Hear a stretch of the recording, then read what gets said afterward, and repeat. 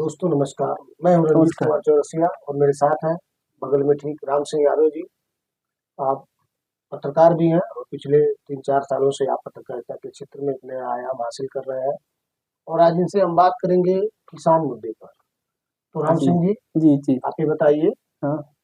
कि अब देश में जो चल रहा है किसान जिस चीज़ को लेके आंदोलनरत है, हुँ, पिछले 2-3 सालों से देखा जाए तो हुँ, प्रक्रिया अनवरत जारी है किसानों का आंदोलन हुँ, का। हुँ, बीच में कुछ मामला शांत रहा, लेकिन हुँ, उसके बाद पुनः एक बार किसान उग्र हुए हैं।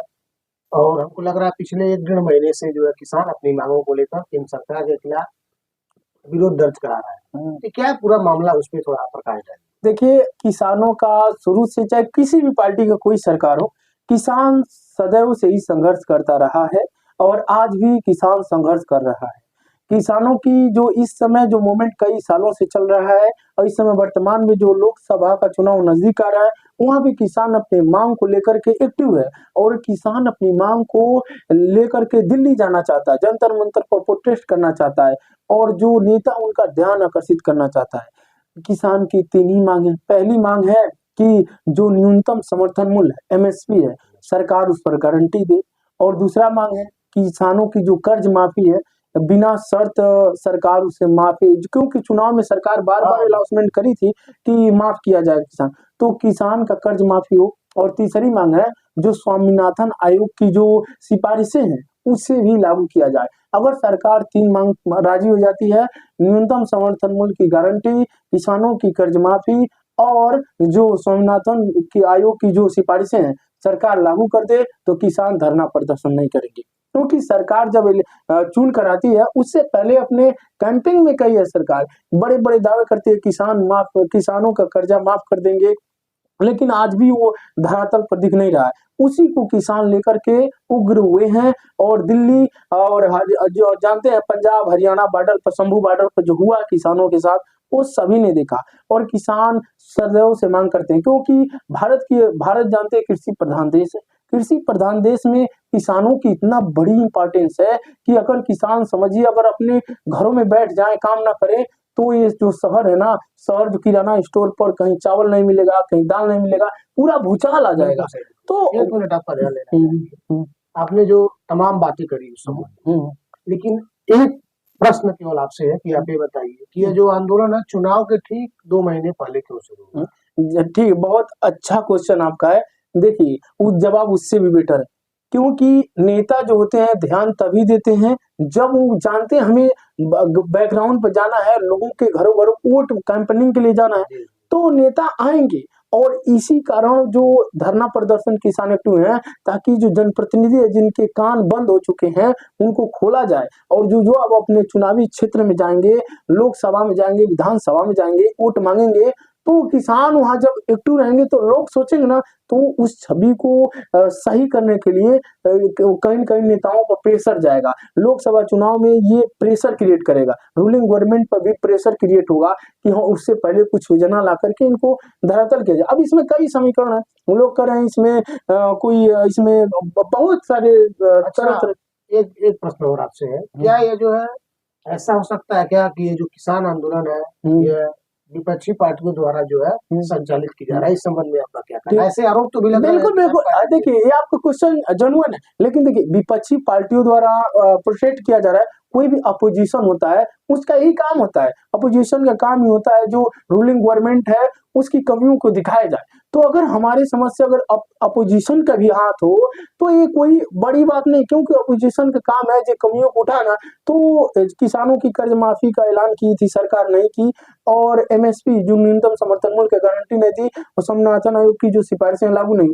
तो अगर विपक्ष जेन्युइन मुद्दा को उठा रहा है सरकार के विरुद्ध, तो कोई बड़ी बात नहीं है और किसान जो कमियां उसी को तो उठाएगा, सरकार दूर कर दे तो विपक्ष वहां धराशायी हो जाएगा। क्या क्या ऐसा आपको लगता है कि सरकार किसानों के इस मुद्दे को हल करेगी या उनकी मांग को मान लेगी? क्या आपको लगता है आने वाले दिनों में? देखिए, हमें जैसे लग रहा है किसान शुरू से ही धरना प्रदर्शन कर रहे हैं। अभी देख सकते हैं लगभग 2 साल का दायरा हो गया, किसान हमेशा एक्टिव हो रहे हैं। अब इस समय आपका जो कहना है कि सरकार मान लेगी कि नहीं, तो कई बार जो है किसानों का जो डेलीगेशन है, उनसे बात हुई थी, कैबिनेट मंत्री थे, मतलब जो मंत्रिमंडल है वो भी बात किया था जिससे ही हो जाएगा। इसी कारण देखेंगे साल भर के लगभग में किसान आंदोलन ठप था, लेकिन अब पुनः उग्र हुआ है किसान आंदोलन। क्यों? क्योंकि उसकी जो मांग थी किसानों की वो लागू नहीं हुआ है। अब सरकार क्या करती है, इलेक्शन चुनाव है, जानते हैं लोकसभा के चुनाव है, प्रधानमंत्री चुने जाते हैं, तो हो सकता है कि किसानों की जो समस्याएं हैं सरकार सुने, कोई एक्शन ले, क्योंकि चुनावी माहौल है और यही कारण है कि इसी को देखते हुए किसान भी एक्टिव है। हो सकता है सरकार इनसे जल्द ही कोई न कोई विचार विमर्श करके किसानों की समस्या सुनने का कोई न कोई जरूर सलूशन बताएगी और इस आंदोलन को दबाने का प्रयास किया जाएगा। अच्छा, हम लोग तो तमाम वीडियो जब तमाम पत्रकारों ने एंकरिंग और कवरेज किया उस क्षेत्र का, बिल्कुल बिल्कुल। और वहाँ ऐसी स्थितियां देखने को मिली है जिसको देख के बेहद ही उसको दुर्भाग्यपूर्ण कहा जाए। बिल्कुल। रास्तों में कटीले तार हो या कंटेनर लगा बहुत लगा के किसानों के साथ आंसू गोले हो, पानी की बौछार हो, तो ये कहाँ तक उचित है? इस पे आप क्या बहुत विचार? अच्छा क्वेश्चन आपने कहा। देखिए, जिस किसान को अपने खेतों में काम करना चाहिए, उन किसानों को विवश किया गया है, उनके हाथ में ईंट पत्थर लेने के लिए विवश किया गया है, रोड पर लाने के लिए विवश किया गया है। किसान नहीं चाहते कि रोड पर धरना प्रदर्शन करें।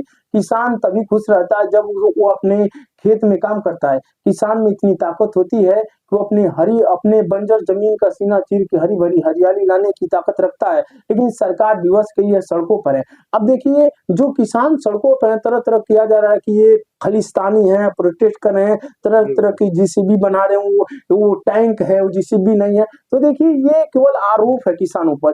जो पुलिस वो बुलेट प्रूफ जो रबड़ की गोलियां इस्तेमाल कर रही हैं, एक्चुअल में वो रबड़ की गोलियां किसानों को टारगेट किया जा रहा है।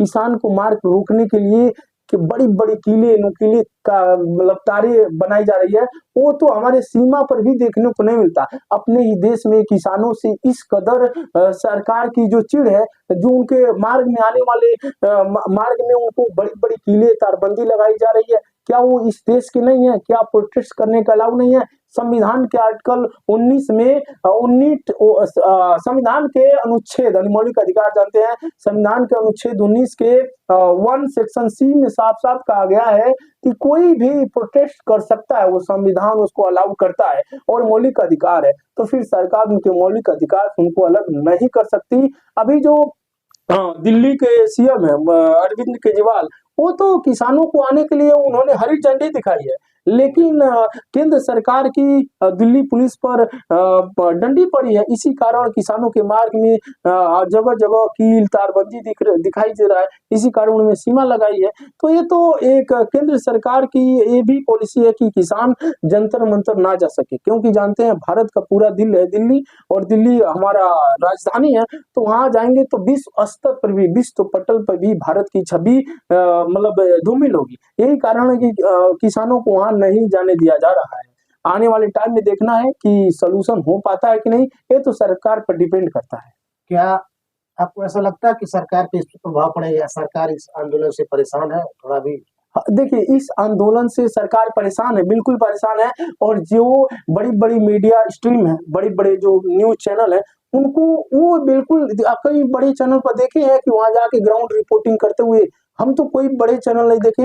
अब दबाया जा रहा है, किसान आंदोलन को दबाया जा रहा है, उनको अलग तरीके से पेश किया जा रहा है। हम किसी चैनल का नाम नहीं लेंगे, लेकिन ऐसे बड़े बड़े चैनल है जो दावे कर रहे हैं ये किसान नहीं, ये खालिस्तानी है, और ये खालिस्तानी इनका जो ट्रैक्टर है उनको टैंक बताया जा रहा है। बताइए किसानों अच्छा, के। एक मिनट आपका ध्यान लेंगे। अभी आपने कहा कि जो मुख्य धारा की मीडिया है, मेन स्ट्रीम मीडिया, वह अगर गौर किया जाए इस बात पर, तो वास्तव में जो मेन स्ट्रीम मीडिया है वह किसान आंदोलन पे तनिक भी चर्चा नहीं कर रहे हैं। बिल्कुल।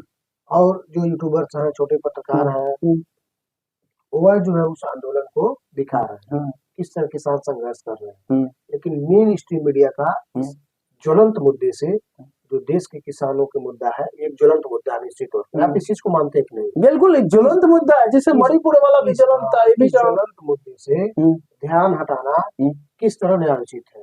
देखिए, ये ज्वलंत मुद्दे से ध्यान हटाना इस डेमोक्रेसी को सीधे सीधे मर्डर किया जा रहा है, यानी मर्डर ऑफ डेमोक्रेसी है। यानी लोकतांत्रिक देश में जो ज्वलंत मुद्दे उसे ध्यान हटाना, जो मेन स्ट्रीम मीडिया उसका ध्यान आकर्षित करना और दबाव प्रेशर में काम करना, ये लोकतंत्र के लिए खतरा है। और कोई भी जो मेन स्ट्रीम मीडिया है लोकतंत्र के लिए खतरा है, जो लोगों की आवाज नहीं बन सकती, वो सीधे मुर्दा नागरिकों को पैदा करती है। क्योंकि जो ज्वलंत मुद्दों दबाना, जो दिखाना चाहिए उनको दबा रही है, जिसे नहीं दिखाना चाहिए वो दिखा रही है। बड़े बड़े न्यूज चैनलों पर देखेंगे हिंदू मुस्लिम और केवल धार्मिक भावनाओं को क्षत पहुंचाने वाली चीजें दिखाई जा रही है। जगह जगह देख सकते हैं, अभी राम मंदिर का उद्घाटन हुआ, अच्छी बात है, सब खुशी की बात है, लेकिन उस पर भी एकदम वही फोकस किया गया। वहां पर कौन कौन मंदिर बनाए थे, ये भी जो मंदिर का निर्माण किया था, स्ट्रक्चर जिन्होंने, वो कौन लोग स्ट्रक्चर तैयार किए थे, और वो लोग पैसा इकट्ठा कर जो दान ले रहे हैं वो वहाँ कौन लोग हैं, ये भी सोचने वाला विषय है। चलिए, बहुत धन्यवाद आपका, काफी समय ले चुके, फिर आगे हम मिलते हैं आपसे। बिल्कुल बिल्कुल, धन्यवाद धन्यवाद धन्यवाद।